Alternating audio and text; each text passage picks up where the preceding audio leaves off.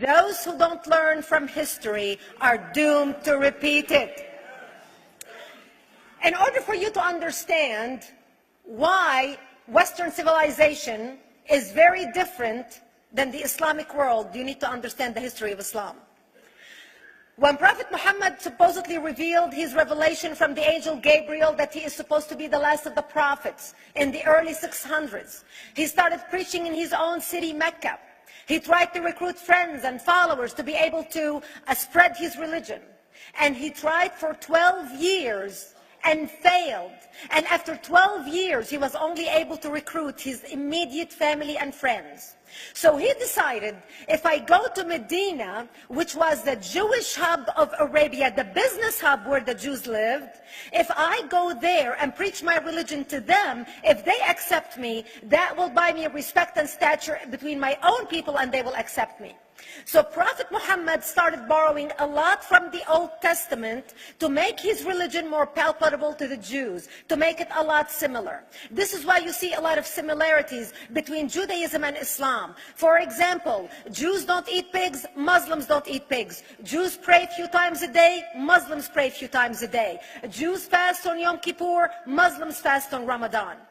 And this is why you started seeing a lot of good writing in the beginning of the Quran when Prophet Muhammad was saying all the good things about the people of the book. He took his message and went to Medina trying to recruit the Jews, talking about the people of the book, talking about how similar the two religions are. When they refused to accept him and follow him as the last of the prophet, that's when he turned against them and started killing them and started expelling them.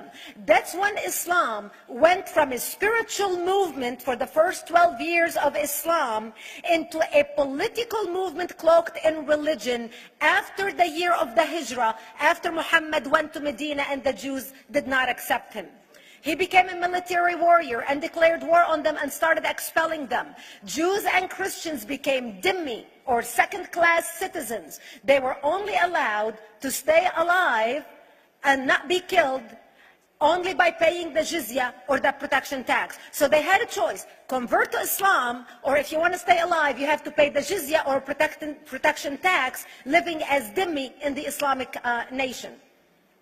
Christians and Jews could not ring church bells. Jews could not blow the shofar. Christians could not ring church bells. They could not pray publicly. Christians and Jews could not gather together and build new churches or new temples. And the way they paid the jizya or the protection tax was in a monthly ceremony where they would get together downtown and the Jew would kneel on his knee and hand his goods to the mullah, who would take the goods as the price for buying the protection. And in many areas, Jews and Christians were given necklaces to wear as a receipt that they paid their jizya or their protection tax. Jews considered najis under Islam. Najis is bodily fluid. Najis is garbage. Najis is dogs. Najis is dirty.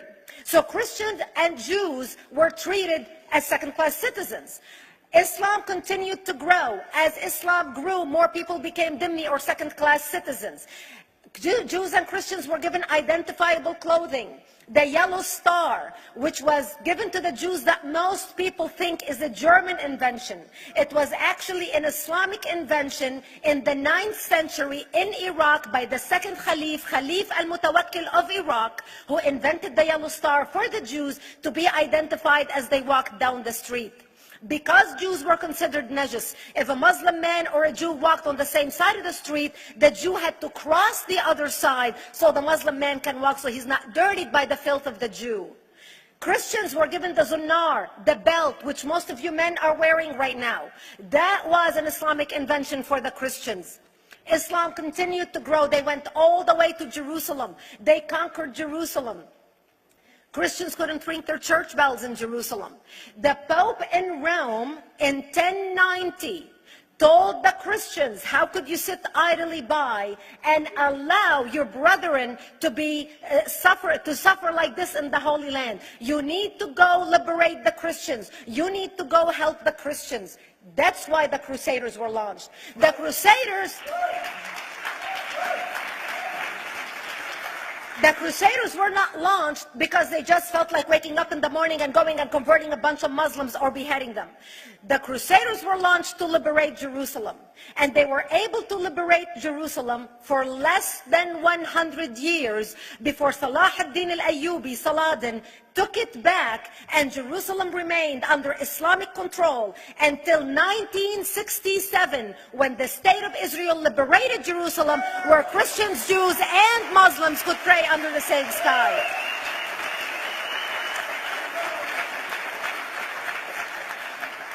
The Crusaders continued fighting Islam, and for 300 years they tried and failed. And by the 1300s, the Crusaders disappeared because they could not win against Islam.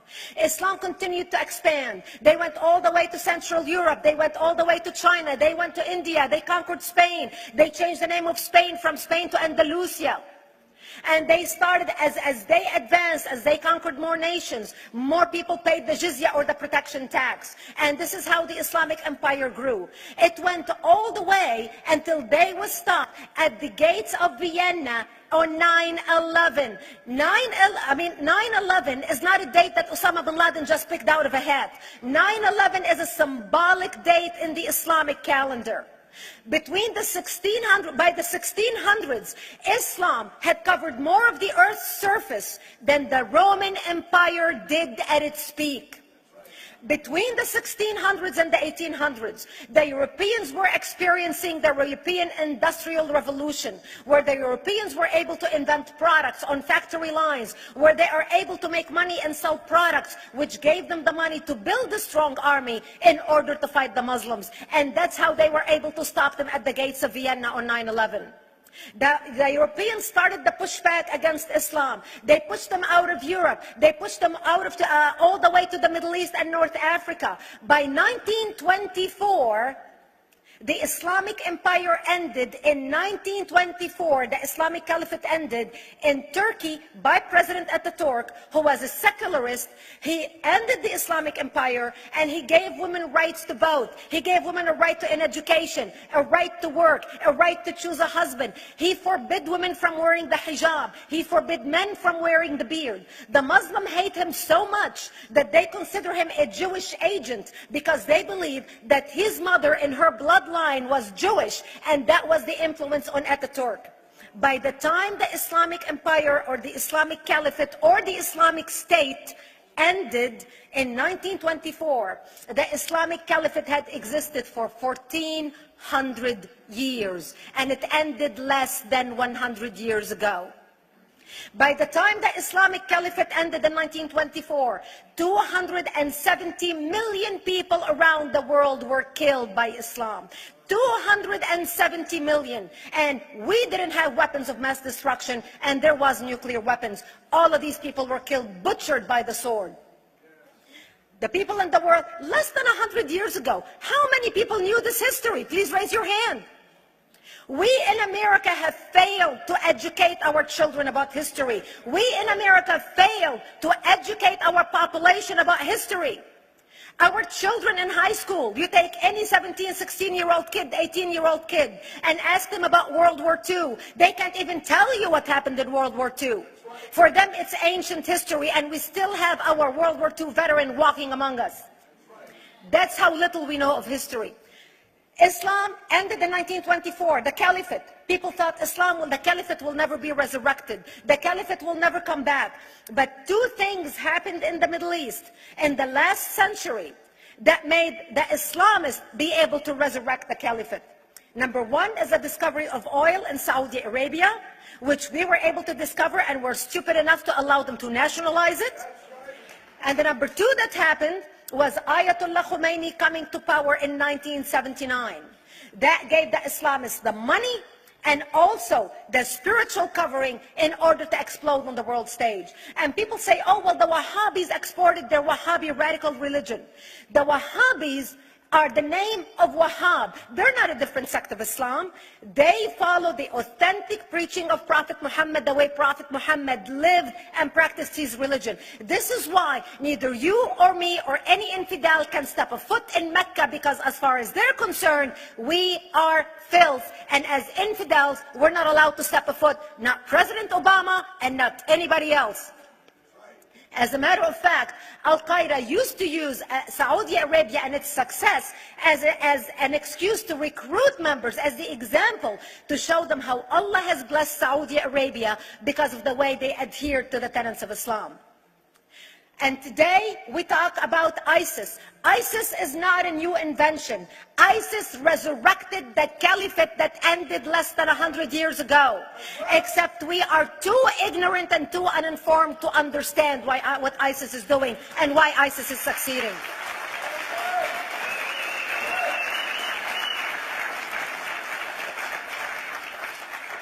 Two things you need to understand about Islam and the principles of war in Islam. One is the law of taqiyya, which means lying and deception.